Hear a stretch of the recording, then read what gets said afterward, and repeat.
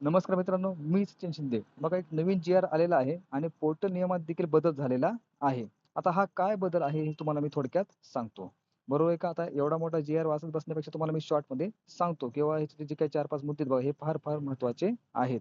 आता पहिला मुद्दा काय आहे बघा, की 50 पर्यंत प्राधान्यक्रम देता येतील. म्हणजे तुम्हाला आता प्राधान्यक्रम देण्यासाठी एक लिमिट ठेवली त्यांनी. बरोबर आहे का? म्हणजे 50 पर्यंत तुम्हाला प्राधान्यक्रम देता येतील. विथ इंटरव्ह्यूचे 50 आणि विदाऊट इंटरव्ह्यूचे 50 असे 100 तुम्हाला प्राधान्यक्रम देता येतील. दुसरा मुद्दा काय बघा, अभियोग्यता चाचणी करण्यासाठी शेवटच्या तारखेचे वय तुम्हाला पकडण्यात येईल. बरोबर आहे का? म्हणजे शेवटच्या तारखेचे जे काही तुमचं वय आहे बघा, ते तुम्हाला वय तुमचं पकडण्यात येणार आहे. तिसरा मुद्दा काय बघा, 1ली ते 10वी पर्यंत निवड उमेदवार यांचे माध्यमनुसार होणार. म्हणजे इयत्ता 10वी चे माध्यम म्हणजे 10वी पर्यंत मराठीतून शिक्षण झाले असेल तर मराठी शाळेवर निवड.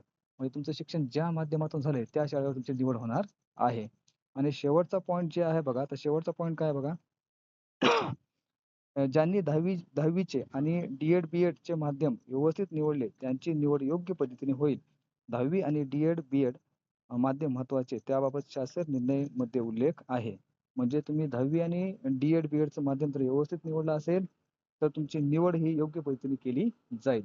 म्हणजे 10वी आणि जे काही डी-एड, बी-एडचं माध्यम आहे, हे आपल्यासाठी फार महत्त्वाचं आहे. असे काही 4-5 मुद्दे होते बघा आणि हे 4-5 मुद्दे जर आपल्याला जर माहीत असले, तर म्हणजे नेमकी भरती प्रक्रिया कशी होणार यावरून आपल्याला समजतं.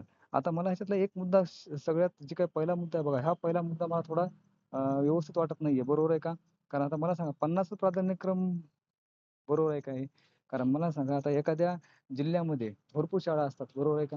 मग आता हे भरपूर शाळा असतात. मला सांगा 50 प्राधान्यक्रम जर आपल्याला देता येत असतील, तर मला सांगा हे इथं कट ऑफ हे मला असं वाटतं की थोडा हाय जाईल. बरोबर आहे का?